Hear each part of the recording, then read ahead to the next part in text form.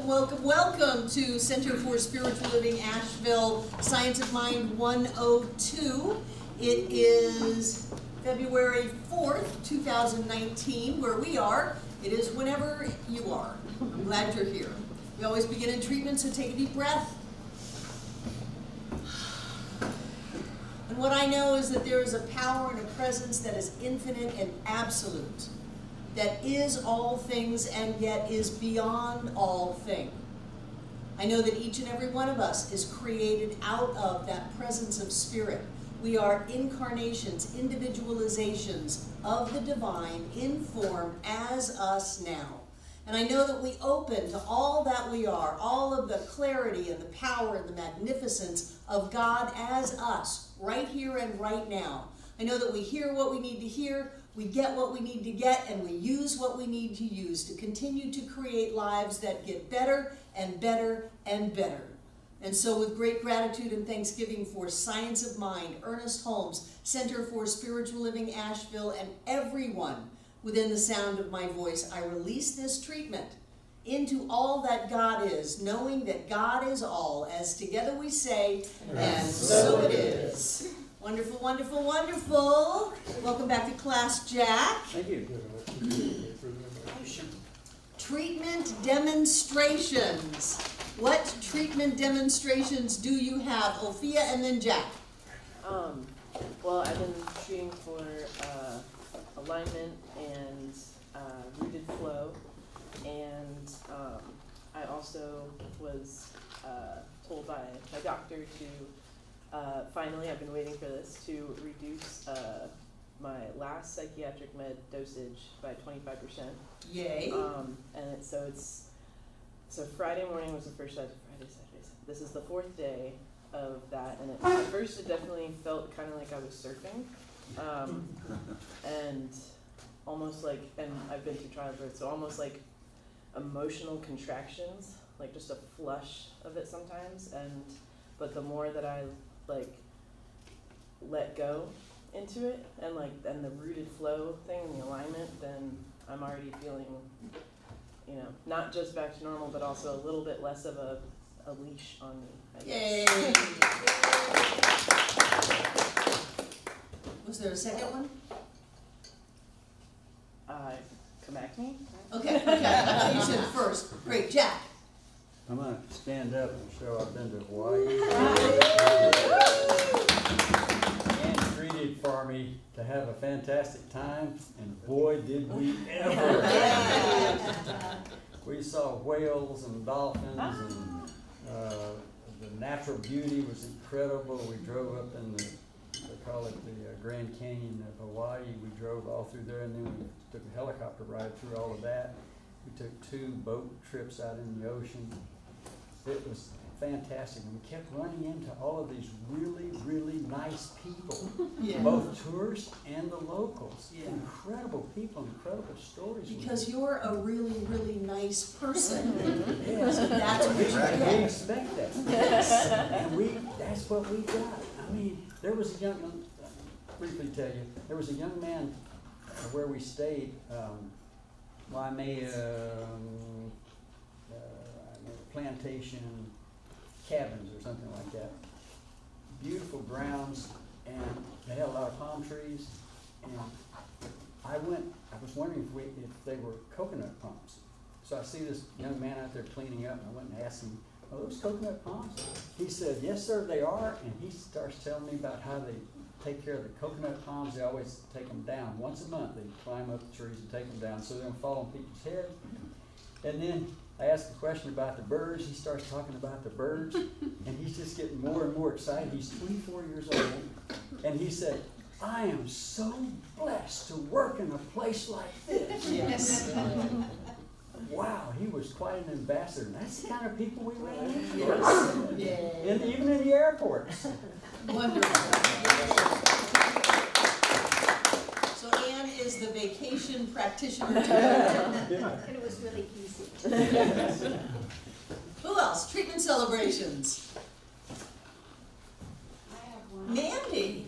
Hi, Mandy. I have manifestations all the time, and I have a physician who I call a lot, and almost always always a mess. Anyway, I lost something that was very important, personal, and, you know, the kind of thing you really don't want to lose, even though the thing itself doesn't matter. But I called this practitioner, and he did a treatment, and I found it immediately. And I had been struggling, and it was really like a miracle. Well, we were still on the phone. Wonderful. Yay. Who else? Treatment celebrations. Hella. Well, Debbie treated me for, as I was having a cold, and she treated me for clarity. Not only did and I hadn't thought about that until I just got in here today, the cold was gone the next day. And I was up literally half the night because my brain was exploding with these thoughts that I've never had before. And I found the most foundational negative limiting belief from my very violent, abusive childhood that I have ever come to. It was just. And did you let that go after you found it? I did. Because finding it doesn't do anything. I You used want it. to change it, let it go, transform it. I worked on it for half a day, and suddenly there was just nothing but peace. Yeah. Clarity, health, and peace. Good demonstration of treatment. Who else? Treatment celebrations. I got all our taxes done. I haven't done my taxes in 5 years. And so all of a sudden it was, a couple of days left in the month, and W-2s, 1099s, filing with the state, filing with the IRS, all of that stuff. So I had to relearn it all. So if you have any mistakes in your giving records, I'm not surprised. Just let me know and I'll fix it. Wonderful, wonderful. So the chapter that you read this week is on mental equivalence. We spoke about that last week so that you would feel really smart while you're reading that chapter. Did you have any new epiphanies about mental equivalence? I did have one question in regards to, I tried to watch last week's yesterday, and it still wasn't up. I saw it this evening. Well, yesterday, it wasn't up. I thought it went up like on Tuesday or Wednesday. It's supposed to, but Devon's got a lot going on right now. I looked this morning, I didn't see any of the last 2 weeks. I pulled up last week's class just to see how I looked without any makeup. And you'll have And you saw how beautiful you were. Pardon me? And you saw how beautiful you were. Yeah. Oh, I spend a lot of time without makeup, so it's not a shock with me. I usually don't go on camera that way, but that wasn't happening last week. So, Okay, yeah. so it's up now because I saw part of it. Okay, yeah, I just was trying to watch it before class tonight to catch up, so. I have a question. Hi, Debbie. Hi, I have a question. So on the bottom of page 279, he says, man's divine individuality compels capital infinity, capital I, to appear in his experience as duality because he has believed in duality. Okay, wait a minute, that's making a little bit more sense. So we can demonstrate duality. Doesn't make it, Yes. doesn't make it truth with a capital T. Right. We can take infinite love and feel all alone in the world. We can live in prosperity that has no bounds and manage to be poor. That just shows how powerful we are. People come up to me with problems and I go, wow, you are so powerful. You managed to feel alone, a failure, and poor in this universe? You are amazing. Some people don't come back. Yeah. I wanted to be petted, Styles sweetie. My phrase is, suck it up, cupcake. Not buttercup? No, cupcake. Suck it up, cupcake. Alright. Who else? What else did you get from the chapter last night? Ophia, last week. That last paragraph was just really good for me. I needed that. It's where it says nothing is real to us unless we make it real. Isn't that in the law of Nothing. attraction? Oh yeah, oh sorry, were we reading on the last one? Actually, we it were was also talking the- about mental equivalence. Yeah. I was also that last one. It was funny, both endings. This is one of my favorite quotes in the entire book. is the last paragraph of the law of attraction. Nothing is real unless you make it real. What pages? 307. Nothing can hurt you unless you allow it to hurt you. Refuse to have the feelings hurt. Refuse to receive anyone's criticism or condemnation. In the independence of your own mentality, know that you are wonderful. Can you imagine if you looked at something, if you looked at the stock market and go, that's not real unless I make it real. If you look at politics and go, that's not real unless I make it real. If you look at a diagnosis and say it's not real unless I make it real. I'm not going to make it real in my life. And that's what these 3 chapters are all about, where we have causes and conditions, mental equivalence, and principles of successful living, mental equivalence, and the law of attraction. It's all about being at a point of choice and exercising dominion over our life, to say, I don't have to let that in. Just because you said it to me with a lot of energy and heat, I don't have to let that in. I don't have to allow you to input that negativity in my consciousness. I am in control of my ability to say no. I'm going to stay firmly seated in the understanding that all is well, that I'm a spiritual being creating my reality, and I don't have to take infinity and turn it into duality just because somebody showed up. Ophia. And now my train of thought went somewhere else. Thank you, yes. I've been trying so much to focus on making sure I'm using positive, or, and not necessarily like positive, like happy, joy, but like making sure I'm not saying, I don't want this, kind of thing. I'm saying what I do want and what I'm picturing, but that, I think this, like that paragraph and that concept is really good for me, because it's the idea that like, I still need to pinpoint, it's like a diagnosis. I still need to pinpoint where it is, where the knot is, push on it until it goes away, and then it'll be.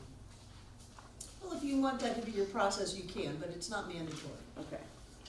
But I feel like there were just a couple things that were like, I couldn't quite get out with that, like being able to point at it, and. That's okay, that's a fine process. It's not the end all be all, because you don't want to go through your life finding your problems and pushing on them. Yeah. Eventually you're just going to let them go. Turn away from the condition, focus on what you want, go ahead and be positive, happy, joyous, and watch how that shows up in your life. That's not Pollyanna, that's choosing your state. Okay, yeah. That's B.F. Skinner's behavioral therapy. Who else? Anything else on mental equivalence? I think that it's a great idea. It is how we create on the inside what we want to have on the outside. And so if you want to demonstrate something, then you create it on the inside. If you want to have a successful business, then you go around feeling successful. You dress like you were in a successful business. You talk like you're in a successful business. You share with other people about your successful business. If you want to be in a relationship, you go around like you're in a relationship with those feelings. You create it inside of yourself, creating the mold through which formless substance pours itself into and manifests out as your life. We talked about vision boards and new cars and exposing yourself to the things in life that you want. Read stories about people who have done what you want to do and get that image inside of yourself. Most people are filling themselves up so much with the image of not accomplishing what they want, of being victimized by life, of listening to all of the horrors going on, that's all that they create in their life. And you are learning through mental science how to use the power of thought to create what you want instead of what you don't want. So a mental equivalent, a thought atmosphere, all of those things are really important ideas so that you can go inside of yourself and to create it. Whatever it is, peace, love, joy, a healing, a connection. You can bring someone into your life, you can send someone out of your life, you can change your body, you can affect your finances, you can do whatever it is you want when you do it on the inside. I remember when Y2K was happening, and we went through Y2K and nothing happened, and I was talking to my Native American teacher, Rocking Bear, about that, And he said, oh, there are a lot of people that went through Y2K. There are a lot of people that are still going through Y2K. You didn't, but they did. And that just, you know, kind of stuff you would say that just kind of warped my mind. So in different universes, or all in the same universe layer, other people are having very different experiences than we are. And who's to say that that's not true? I know some people who live, they don't live in a world created by love, they live in a world created by hate. They live in a world created by anger and resentment and upset, and that is their world. And nothing is real unless you make it real. You don't have to jump in there with them. We live in a world created by love. And we focus on that, and we put the love out, and we harvest that love, and that's where we live. So if we're going to create something on the inside, it doesn't have to be limited by what we've experienced before or by what other people have experienced. Principle is not bound by precedent. Doesn't matter if it's never happened before. If we waited until it had happened before, we would not have any evolution of any kind, of plants or animals or people or anything. Evolution is all about something happening that never happened before. So we're good at that. We don't have to say, well, has somebody else done it? If we can create it inside of ourselves, we can demonstrate it outside of ourselves. And the way we create it is we form it. We call it a mental equivalent. We create the mental part of that inside of us. And then it shows up on the outside. It's an important lesson to learn. Don't just gloss by this one. This is a good thing to learn. The other one is this idea that we have a thought atmosphere, that there is a general energy around us. People go sit at the feet of the master because they have a thought atmosphere. Because when you get close to them, you feel this overwhelming peace, this love, this healing, this oneness, and people do it here. I've had people drop at the front doors, drop to their knees sobbing the first time they walk in this center. And there is a thought atmosphere here that says you're safe, you're loved, anything is possible, we're going to support you. Yes, you can heal. Yes, you can live the life of your dreams. And that's so different than what some people have experienced that it just knocks them. So you want to be mindful of what kind of an energy, of a thought atmosphere, a mental atmosphere you're carrying with you. And you might want to check yourself out. If you go around going, stop. Stop, drop, roll, you know, stop and check yourself out and see what you can do to let that go. I find very often that it's not even ours, that it was just flying by and we were not paying attention and we got hooked and then we're reacting. So if we check ourselves out, we can let that go. But if we're going to go into a situation, we want to have the energy that we bring with us to be as helpful as possible.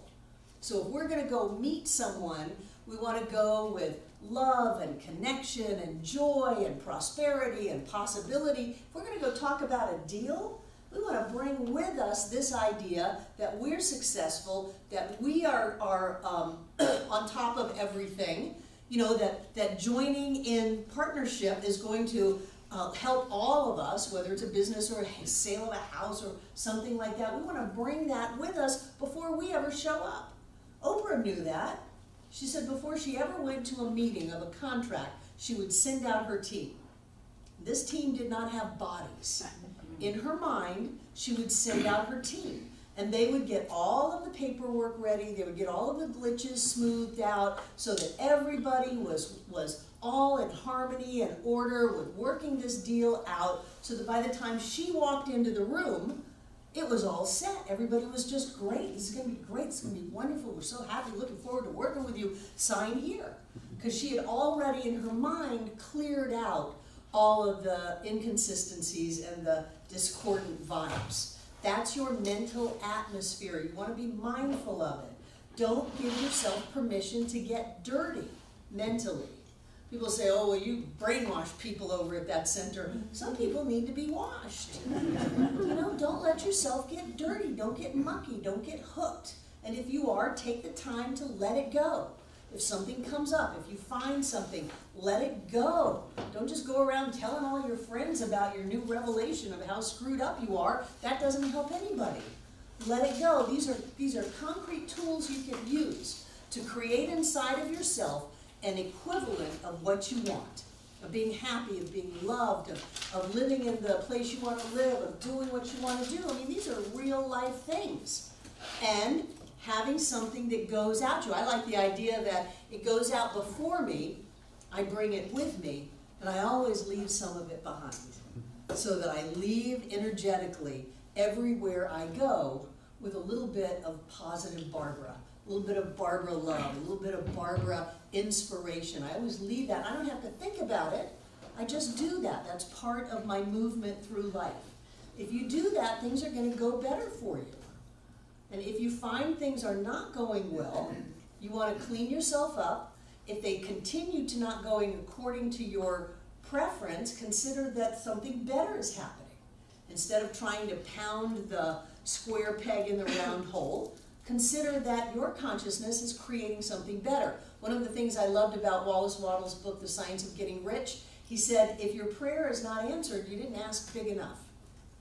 I didn't what? Ask big enough. Oh, big enough. Okay. Big enough, meaning that your consciousness was not a fit for what you were asking for. Your consciousness is higher than what you think you want. So consider expanding your consciousness and watch the demonstration happen. A lot of people will sell themselves short, and in their fear, they'll only look for survival instead of thriving, and that's not really a true match of who we are. And so the survival is the struggle, and it doesn't work. Consider being in alignment with a greater good, and watch how that unfolds. But before you do that, clean yourself up. See if you're not just blocking what you want. Because if you find things are blocked over and over and over again, that's the time to go inside of yourself. To let go of any negativity, any limitation, to let go of any idea that says, I can't, I shouldn't, it's not possible, there's not enough to go around, to let go of any resentment or victimization, and then move forward. But I'm also a big proponent of if it's right, it's going to fall into place. And if it's not right, I need to work on me, not to force it into place, but to open to the greater good. Does that make sense? It's a dance. And you know, we want it to be the way we want it, not realizing sometimes that the way we want it is really not as good as it can be. So we have the mental atmosphere, we have the mental equivalent going on in our creative process. Any other thoughts or comments? Let's move to the law of attraction. I love this chapter because it is concrete, it is plain, and it says over and over and over again that you are, and you just go on record, you're not attracting anything. There is no law of attraction. It is a way of explaining spiritual law in a way that we can see it, like something is out there and we're pulling it into our lives. That's not the way it happens. What happens is we open up, and that good that we are manifests in our lives. We didn't pull it from anywhere else. It always comes from inside of ourselves, and we are always manifesting and creating our experience. But in the paradigm of the law of attraction, it makes it easy to think about and talk about. So you're either attracting something or you're repelling something. Always, always attracting something or repelling something. And sometimes people think, well, oh, attraction is good and repelling is bad. Repelling is a good thing. Sometimes if you've got something going on in your life and you don't want it, you've got someone that's irritating you, you've got someone that's just nitpicking, you've got a barking dog, you know, whatever it is, you've just got something that you don't want, it is okay to repel that. And how do you repel something? Not think about it. You don't think about it. Yeah. How do you attract something? Think about it. You think about it, you focus on it, you daydream about it, you make up songs about it, you tell your friends about it, you love it, you put all this energy in what you want to have. And if you don't want something, don't ignore it, don't put your energy in it. So many times people are all about, I don't want this and I don't want that. Well, that's not helping you, it's only anchoring in that which you don't want. So if you want to let go of something, stop thinking about it. Stop thinking about it. Stop making yourself wrong for it. Stop making other people wrong for it. Stop taking all of this creative energy and putting it in there and then saying, why is this in my life? It's in my life because we put it there and then we brought it to life. So in the idea and the construct and the paradigm of the law of attraction, we can either bring something in or we can send something away. We send something away by just cutting the energetic tie to it, cutting our thought to it, letting it go. John talks about turning away from the condition and focusing on what you want. And if you focus on what you want, that which you no longer are energizing will fade away. And that which you want is going to come to life. It's going to flourish in your life. And pretty soon you won't even remember the stuff that you didn't want because you've practiced so much not thinking about it. So you're either pulling something in or you're letting something go. And if you're pulling something in that you don't want because you're upset about it, because you're all worked up about it, because you're afraid of it, then just understand that you are using the creative power of all of life to manifest that in your life that you don't want. And you're not stuck with it. I love the uncreative aspect of this teaching. I love the idea that you can uncreate that which you created. You created it. If you created it, you're not stuck with it. You can create something else. But the way that you create something else is you take the energy and the focus away from what you don't want, which means you stop talking about it. You stop gossiping about it. You stop complaining about it. You stop criticizing, even in your own head, everything that's going on with that. You've got to let it go if you want to have the life that you want to have. Otherwise, you're going to create all of this struggle and upset and feel like, well, you're just stuck with it. No, no, no, no, no. You're a powerful, creative, spiritual being alive and well on planet Earth. You did that. Breezy. Do you remember the quote from Mother Teresa where I won't protest against war, but I will march for peace? She said, if you ever have a march for peace, let me know. Yeah. Yeah, instead of an anti-war march. Yeah. Yeah. Yeah. So that's what we want to do. We want to not focus on the anti. We want to focus on what we want. And these chapters are really practical. I like them. It talks about if you want friends in your life, what do you have to do? Be your friend. You have to be a friend. You have to be friendly. You can't go around and nobody wants to be my friend. I see that here. Nobody wants to be my friend. Well, if you would be a little bit of a nicer person, maybe some people would want to be your friend. But you can even go farther than that and be friendly. Say, hey, Lynn, you want to ride to class? I'll come pick you up and give you a ride. Yeah, yeah. That puts out incredible positive karma points to reap the harvest of, not the least which you get to ride with Lynn Villa back and forth to class. But if you put yourself out there, if you become more of a friendly person, you're going to get more friends. What do you do if you want to be successful? Think about success. You think about success. Do you think about all of the people that go out of business in the first 3 years? The Small Business Association says 9 out of 10 small businesses go under in the first 3 years. Don't think about that. Think about that all of the success of life itself is in you, as you, is you now. And that you are divinely moving through life with all of the support of the universe to do whatever it is you choose to do. Think about that. Talk about success. Research successful people. I find it difficult to sit on the couch and be successful. I find it easier to be around successful people. I love all of these new concepts. For me, they're new. Back in the 80s when I was at the Miami Center, we used to have a breakfast for champions, and it was an early business networking meeting that we would have every Wednesday morning, and that was really modern back in the 80s. Now, Meetup and LinkedIn and people gathering for business meetings and networking and all of that stuff is much more common because people have learned that if you're around successful people, the chances of your success skyrocket. What was that first? It wasn't Amway, but it was a group that that would get together and they would get all rah, rah, rah. I remember I was a teenager working as a hostess at Denny's by the airport in Miami, and they would come in one night a week at like 10 o'clock, and they would take over the restaurant, and they would be cheering, and they had big diamond and ruby American flag pins, and they were dressed to the nines, and they came in and owned that place. And they knew that if they hung around with people that were highly successful, they would create more success for themselves. So if you want to be successful, you have to start creating a mental equivalent, a mental atmosphere of success inside of yourself. I see it with ministers in our movement. They get together and they go, oh, well, we want time as our ministers without any of the people from the center to see us, to mope and complain and talk about how hard this is. It drives me crazy. And I am not quiet.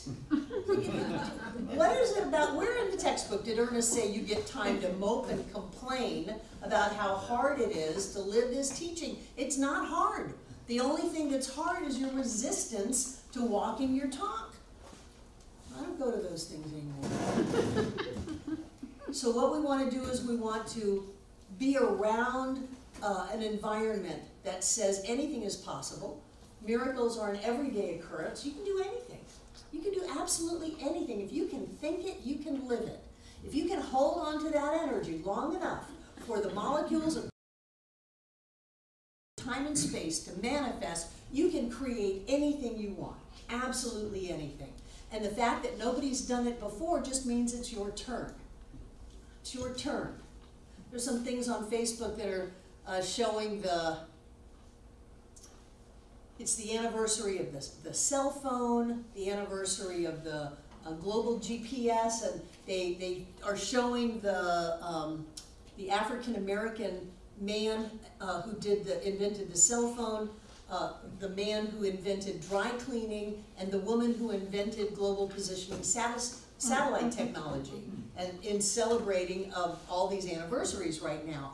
And I'm looking at that going, well, this is what we do. We invent the new. We go where no person has gone before. You know, we embrace something brand new. That's for us to do. So we don't have to look around and wait for permission or see if other people did it, but it is good for us to surround ourselves with people who say, that's a fantastic idea, of course that's going to work out, and I'm supporting you 100%. Some people will tell you not to share your ideas with other people. And I always think, well, that's such a distrust of the people in your life. If you can't share your ideas, even Ernest, if you can't share your ideas with people in your life and get positive support, what are you doing with those people in your life? Why are you hanging around with people who say, oh, that'll never work and it'll never get off the ground? Why do you have to hide your hopes and dreams from those who are close to you? So I recommend people put it out there. And that they surround themselves with people who go, of course you can do that. Of course you can succeed at this new business. Of course you can have miracles in your life. I've seen it happen for 40 years. It's pretty commonplace in my life right now. It just happens all the time. Of course you get yours. All you have to do is be willing to have it on the inside, to not get swayed, and have it show up on the outside. To attract it, if you will, to let go of what no longer serves you and just let it fade away into the nothingness from whence it came, to not be daunted, to not be knocked off center. That's one reason that I like the end of the paragraph that we were talking about at the beginning of class. Nothing is real unless you make it real. So if you're all clear that this is what I'm going to do and everything's great, and somebody comes up and says, oh, I tried that and it didn't work out, you go, oh, all is lost. Well, who did that? You did that. You know, you tried it and it didn't work, but you're not me. I'm me. And so I am choosing to have my life work out. So I'm going to speak words of success. I'm going to think thoughts of success. I'm going to take actions of success. If you're working from home, the business people tell you, they encourage you to get up in the morning and take a shower. Put on business type clothing. And then go into whatever place in your house you work in. If it's the kitchen table, that's your office. Go in there and work. But to create the atmosphere that you're working. If you're unemployed and you want a job, Go work. Don't sit home and bemoan your fate. Go volunteer somewhere. Go help. Go work. Go do that. Put yourself in that energy that says, I work, I do things, and I am financially compensated for my efforts. Not necessarily from the place that you're volunteering, but the universe is never debtor. If you're going to set spiritual law in motion, you're going to get back what you put out multiplied abundantly. So when you get up and go somewhere and say, okay, it's Brother Wolf, it's Manna Food Bank, it's Center for Spiritual Living Asheville, I have come here to work. I've come here to help for whatever reason. I've got a little extra time on my hand. I want to be creative and I want to support things that are important to me. You will find yourself employed, either at the place you're volunteering or something else will show up and you will have an opportunity to have a job. But people who sit home and they just stay in their pajamas all day and they think thoughts of lack and limitation and poverty and failure, they're never going to get anywhere. It's not like somebody just, success comes knocking at your door. You've got to stand up straight and tall and be something that success will come knocking at. Does that make sense? Yeah, yeah. And I like these chapters because they do make sense to me. They're pretty basic. We are always exactly where we belong. That was a tough one for me. But I don't like it here.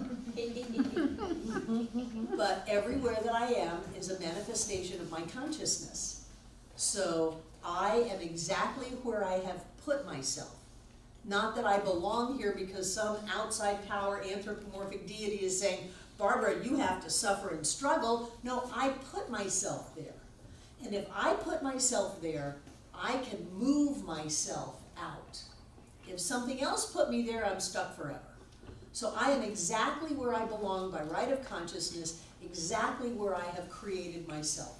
And when I can suck up all of the ego upset about that, I'm Barbara Waterhouse, I shouldn't be down here in the muck and mire.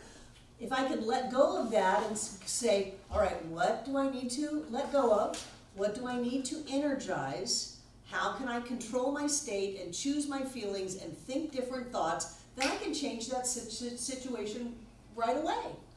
But if I look at myself as, I didn't deserve this, this shouldn't have happened to me, I always get the short end of the stick, all of that stuff, I'd be there forever.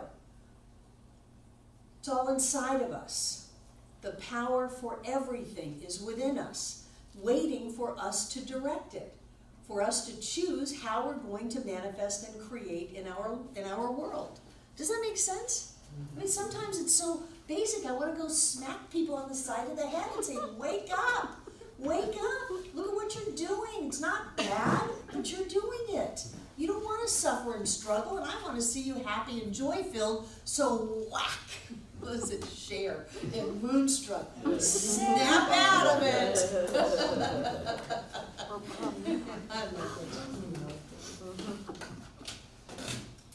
Friends, what happens when you see the good in people? This is so important. It increases. What happens when you see the good in people? You see more good people. You see more good people, and the good in that particular person grows. Haven't you ever been in a relationship with anybody, whether it was an intimate relationship, a work relationship, a familial relationship, a neighbor, where you started picking at that person and seeing what was wrong with them? And people have things that you can choose to be wrong, and if you start picking at that, what's going to happen? It gets bigger. I've done couples counseling where I've told the people that they are destroying a perfectly good marriage. They're destroying it by nitpicking each other. Do you really care if the socks are on the floor? No. If the socks are more important than the mate, you're in trouble. But you can take deep love, intimate connection, and pick at it until there's no foundation left to it anymore. You can just ruin it. And you can have people who are in a relationship that maybe is a little rocky and teach them to start looking at and praising the good in the other person and bring that forth. And all of a sudden, instead of in a rocky relationship, you're in a relationship with someone who's fantastic. I always tell John he is the best husband in the world. I am the luckiest person ever that I get to be married to him. He is fantastic. Now, my choice is to either be married to someone who is the best and fantastic, or to start nitpicking at him for the little idiosyncrasies that we all have. It's my choice. I'm going to pull out of him the man that I end up being married to, and that's on me. That's on me. So you get to see the people in your life the way that you want to see them. And a lot of that has to do with how you see yourself and what unhealed things are going on inside of you. And, you know, do you unconditionally love and support yourself? Because that's all a reflection, the inner to the outer. But sometimes you can heal that inner experience by working on it on the outer. So you go around and you find something that you like in everybody. And I encourage you to pick the ones that may be a little tricky. Find something to like in that person. And when you do that, you heal yourself, you heal them. I believe you heal the planet. Every relationship is two different relationships. I mean, I've done couples counseling for 30 years. They live in different relationships. One person has this kind of a marriage, the other person has this kind of a marriage, and they're in the same marriage, but they're not. They're in two completely different ones. So whether it's an intimate relationship, whether it's someone that you're working with, whether it's a neighbor, whether it's part of your family. Has anybody healed any of their family relationships while they were in this teaching? Yeah, you can do that. Or you can stay stuck in this old belief, you never support me, you don't understand me, you're a dirty, rotten rack and fratchet. And then they are, because we put that in them, and they gave it back to us, because that's how life works. Or we can move into this idea that says, love is all there is. I am a being of love. I'm seeing only the good in you. And even if I have to really fine-tune to this one little thing to find something, I'm going to energize that and build on that and watch it show up. I really love the way you paint your nails. I really love the way that you love cats. I really love the way that you take care of your children. You never took care of me, but you take care of your other children. Don't go there. I love the way that you take care of your children. Focus on something. I love the way that you love to read. Whatever it is. My mother used to lock me out of the house so that she could be left alone to read. And when I learned to appreciate that and thank her for my love of reading, then all of that upset about being locked out vanished. And I took the good of it, which is I learned how to find my moxie from being alone as a 6-year-old out in the world. I became very self-reliant. I'm grateful for that. And on top of it, I got a love for reading. Thank you. Thank you for that. And then the relationships heal. Whatever you see in something, you're going to get back. Now, how about if you see success? How about if you see your business and you see success? How about if you see your checkbook and you see abundance and prosperity? How about if you look at your stock portfolio and bless it and praise it every day, and no matter what the Dow is doing, yours goes up? You can do that. You can absolutely do that. What you see in your experience comes back to you. It doesn't really come back to you. You open it up and it pops out and flips into form. But it's easy to think of it as attracting something and repelling something. So how you see it is how it's going to be. And nothing is off limits. Nothing is off limits. No politician, no global situation, no economy, no physical experience, no genetic predisposition, no nothing is off limits. Nothing is real unless you make it real, and you make it real the way you see it. So how are you going to see it? What are you going to put into it? And then how is that going to come back to you? You can do anything you want. You can create anything you want. Absolutely anything. If if you're willing to have it in the inside, if you're willing to stay clear about being in love, being in prosperity, being in joy, being in success, you can create that. No matter what you do, no matter whether anybody has ever done it before. John loves the story of the pet rock. That's one of his whatever he's got, his not idols, but people he respects and admires. Make a fortune on a rock. Put it in a box and give it a name. Oh, you can't do that. Well, the person saying that can't do it, but obviously whoever the pet rock guy was could. So what do you want to do? How do you want to be in life? What do you want to have? What do you want to experience? Create it inside of yourself. You want a stables full of horses? Create that inside of yourself. And then watch it unfold. Watch it unfold. It's just amazing to me, the power that we wield. Sometimes I just stand up and go, all of the power of creation is at the point of me right now. The power that rises in the sun, that keeps the planet circulating, that Big Bang that has black holes and nebula and gravity and force and light and fire. All of the power of creation is mine now. And I tell myself that over and over and over and over again, so that when I go to look at the fact that the stream bank is falling away from the parking lot, it's like, that's not a big deal. All of the power of creation is mine now. It's going to heal it. It's going to fix it. We're going to use the Army Corps of Engineers and a whole bunch of people, but we're just going to fix it. We can do that. I made the sun come up. I can do this. And from the child in me that was very timid and shy and helpless and hopeless, that was a big shift. But I had to tell myself that over and over and over and over again. I am successful. I am a genius. I am clear. I am charismatic. I am magnificent. I am changing the whole world. That's who I am. And then that is who I am. But if I let myself go back into old negative patterns and go, oh, Barbara, you can't do that. You shouldn't do that. And I think someone else wants that last cookie. You don't deserve that. Then that's what I would create. So it's all about us creating that on the inside and watching it show up on the outside. Who had their hand up? Nobody? Okay. Good, good, good. So when you're focusing on success, it's a good thing to be happy. If you focus on success and it's a lot of work, then you're going to create a lot of work with it. You create more energy, you free up more energy with happiness and joy, with laughter, with possibility.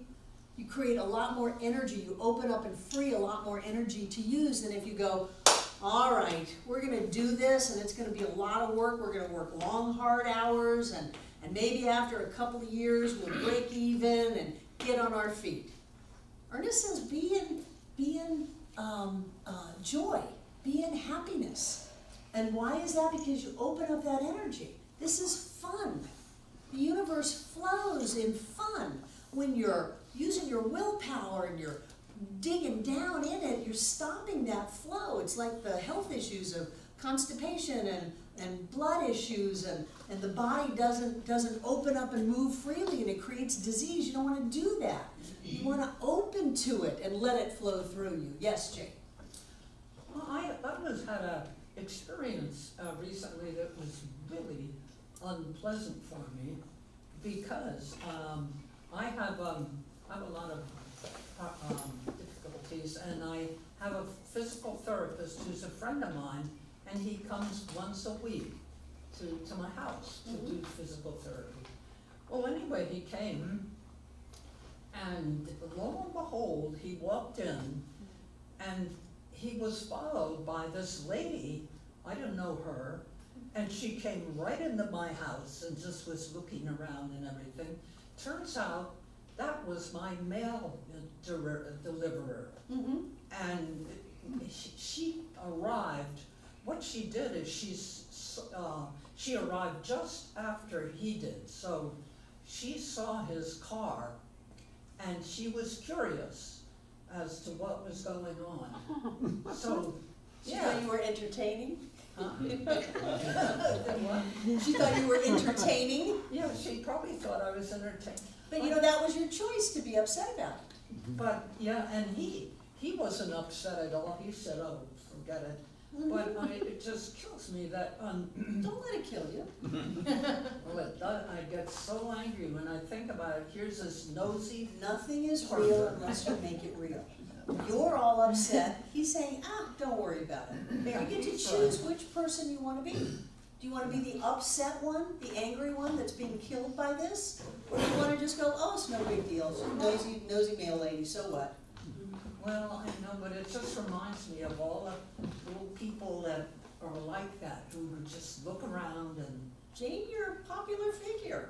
yeah, but enough is enough. Well, then you asked him to leave and you shut the door. You were in charge of your life. Yeah. Well, I looked at her, I didn't know who she was at first, and then I saw her mail truck. Your upset is yours, nobody else's. And if you don't want it, don't get it. Yeah, but I have no idea. Say, you want to know how? Repeat after me. I don't care. Well, I don't care. Thank you. You don't. You don't. Say it again. I don't care, but. There you go. No butt. No, get your butt out of the way. I don't care. There's great power in not caring.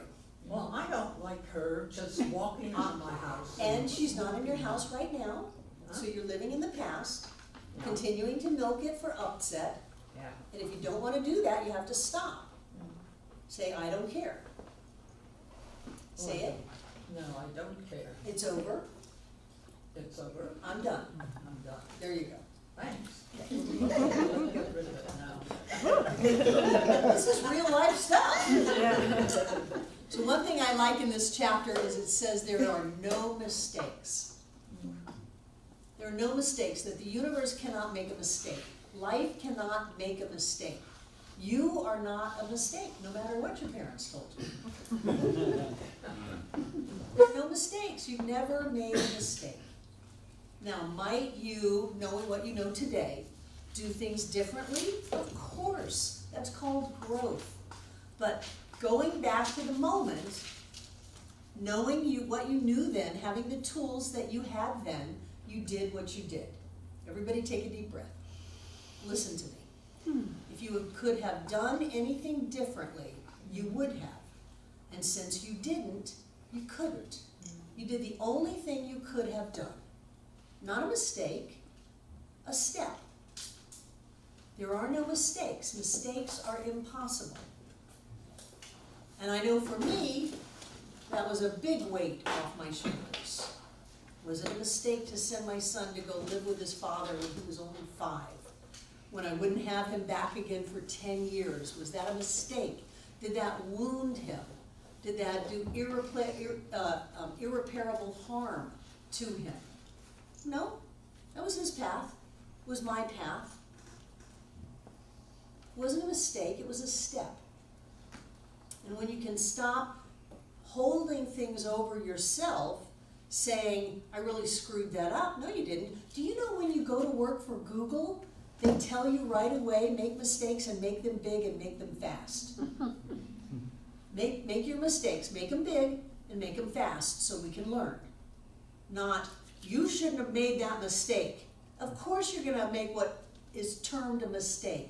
But it's a learning piece. It's a piece of a puzzle. It's an idea that didn't quite take the form that we thought it would. And when we try to hide all of that and say, well, there's something wrong with me, you don't know me, I've made mistakes in life, and I'm a bad person because of that, how is that tapping into the creative prosperity, love, and joy of the universe? It's not. It's shutting it down. There are no mistakes. The universe didn't make a mistake. Life on planet Earth is not a mistake. Nothing that we do is a mistake. It's a step. And when you can look at life that way and let yourself off the hook, free yourself up to move forward, then you have all of this extra energy.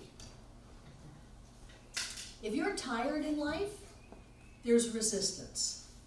You're either not doing what you want to do, you're doing what you don't want to do, or you're suppressing a bunch of stuff. When you've only got a certain number of ergs of energy. Let's say for easy counting, you've got 100. And if you've got childhood issues, you're shoving those down, that's 10. If you've got I hate my job and you're shoving that down, that's 10. And if you've got I'm still mad at my ex and I'm working that, that's 10. And before you know it, you wake up in the morning and you go, I've only got 3 ergs of energy to carry me through the day. Well, it's up to us to free those up, to stop shoving things down, to stop beating ourselves up, and to stop blaming other people for what we made real, including the postwoman. We did that, and when we free that up, all of a sudden we go, I feel so light, I feel so great, I feel so excited about life, I'm so enthusiastic about what's happening. Well, what's happening? I don't know, but it feels great. And that's what you get out of that. Do you remember children? Maybe not when you were a child, but children, they come jumping on your bed at 5:30 in the morning. Wake up, wake up, wake up, it's a day. Come on. If you're not there, you're doing something with your energy. You're shoving it down. You're telling yourself stories. Well, I'm getting old. Well, you just can't expect that much from me. Sure we can. Your body's supposed to live to be 300. Did you know that? Bodies are supposed to make it to 300. Easy. We're in puberty. Maybe not even. Yeah, infancy. Well, I think we're a little past infancy, but we're not very old. We're still in the, it's a new day, it's a new day, it's a new day. Get up, wake up. Well, I just want to mention, your words just completely, I'm fine with that I now. know, why didn't you say it? But the thing of it is, why did I think of those things? Well, that's just race consciousness. How dare you cross my boundary of a front door? How dare you infringe on my privacy? Who do you think you are? That's race consciousness. Oh. Race consciousness is focused in duality, me and you. If I look at you as another myself, well, of course you want to check out and see who I am. I'm not going to let you. I'm going to politely ask you to leave and shut the door. If you don't leave, I'll call the police. I don't care really which way. I'm going to do it all without getting involved in it, but I'm not going to give up all of my happiness and joy for this day and the next week because you stuck your head in to look around. Yeah. You want to see who this lady is. You know? But I love that. It's over, I'm done. It's over, I'm done. That can be your mantra, Jane. Yeah.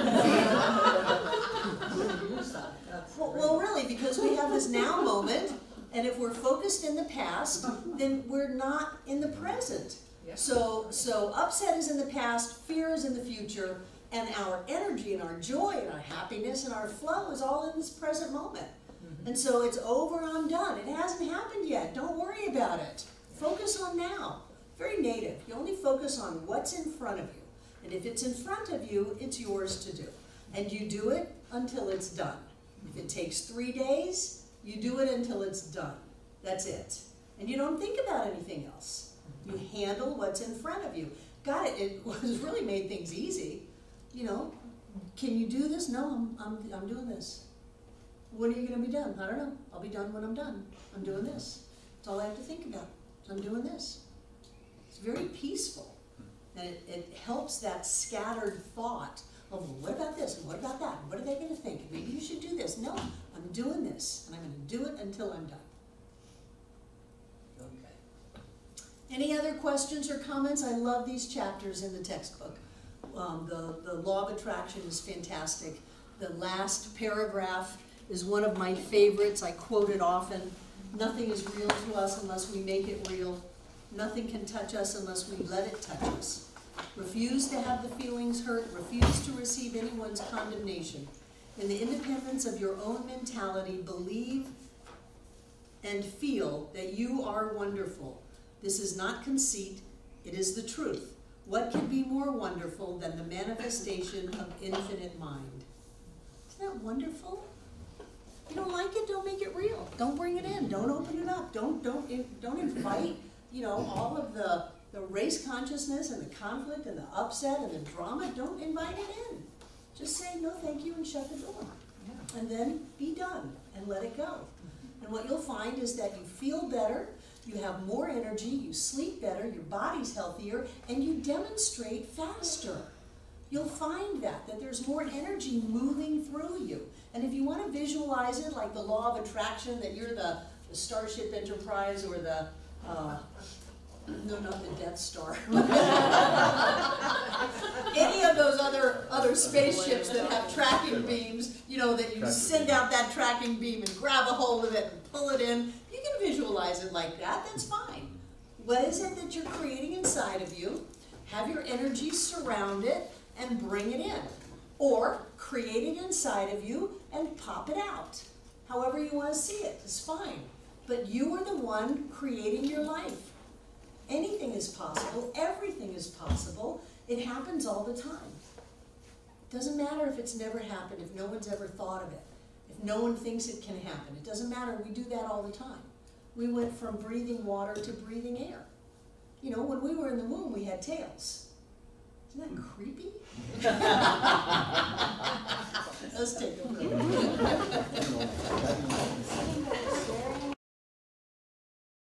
Go. Come on down. What I was saying is you are my class of practitioners. I've got people out in the world watching this class, calling it my practitioner class. Because I've told them all year that this is a practitioner's class because you're practicing spiritual mind treatment and you're getting very good at it. So how's it feel? Nice. Awesome. Good. Nice. Nice, awesome, good, very nice, very nice. And are you comfortable? I see you just go into the treatment, most of you. So are you comfortable with that aspect of it, you being the practitioner, giving the treatment for the other person? Good. Are you still stumbling over the words at all? I don't see anybody using the cheat sheet anymore. Oh, Steve is. Okay. That's all right. And Sandy is. That's fine. You also have little note cards of your treatments. And those of you receiving treatment, are you getting what you asked for? That's so important. And if you ask for a treatment for health and you get a treatment for a new car, it's on you to say, I asked for a treatment for health and that's what I want. Because sometimes when you're treating someone, you can just go off. And it's not uncommon for our licensed practitioners to take notes while you're with them so that when they're tempted to just fly off into the universe, they can come back and go, oh, this is what I'm focusing on. So if you're not getting what you want, speak up, ask for what you want, and those of you who are doing the treatment, I see you just getting more and more comfortable with it, and it touches my heart. And those of you watching online, this is not technically a practitioner class, but it's really close. Because that's what you do. They are. People are out there doing treatment online. You guys are fantastic. What is our main country? Bulgaria? Where is Bulgaria? It's over by Ukraine and Russia. It's between, and we've got a lot of people in Ukraine too. Yes. And we've got the Science of Mind textbook in Russian on our website for free. And John's book, 5 Steps to Freedom, in Russian on our website for free. So please copy those and send them to everybody you know, especially if they speak Russian. Any other comments about your treatment work or class? Ophia. I just had a great time with Jane tonight. That was fun. And we had it was cool to see that it was very similar what we were trying to treat for, and we're both, we were both teachers, and, Good. It was cool. What was that? Good. Did you say something? I did. I said it was great. Any other comments? Those of you watching online, thank you for being a part of this class. If you would like to contribute to the good work of this center, there is a little blue P at the top of your YouTube channel page. And if you click it, it'll take you to our PayPal page, and you can contribute whatever you want. Whatever you give is gratefully appreciated. And those of you who are contributing generously to this center, I'm very grateful. Very, very grateful. I haven't gotten the stats for January yet, but December was amazing, and it keeps growing, and we had 102,000 pages opened on our website in December. 102,000. We had 51,000 in November. It doubled. So when I say we're changing the world, we are. Take out what you're going to give.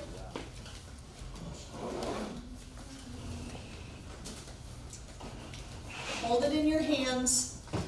And what I know is that we are prosperous, abundant, rich, and blessed beings, alive and well on planet Earth.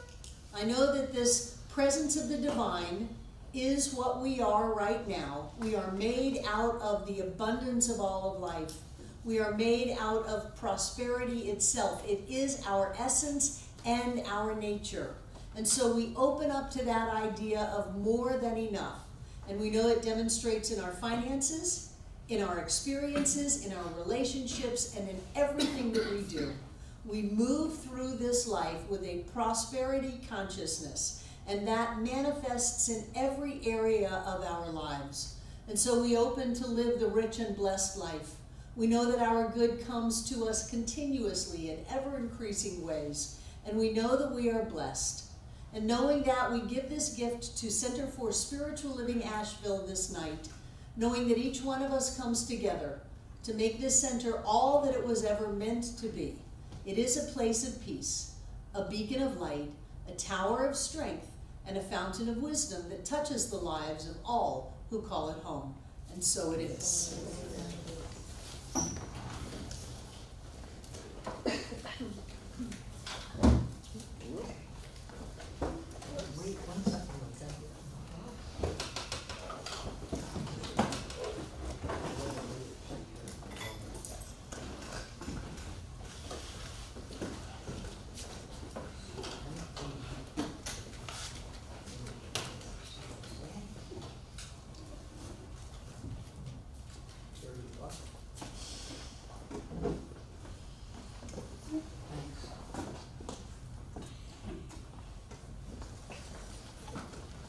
And I know that everything in these baskets is blessed, because every time we give anything, that which we are goes with our gift. That is the idea of oneness.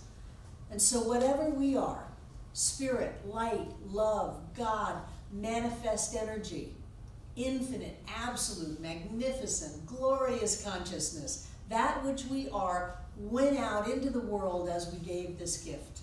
I see it as golden light filling up this room from the floor to the ceiling and all between the walls.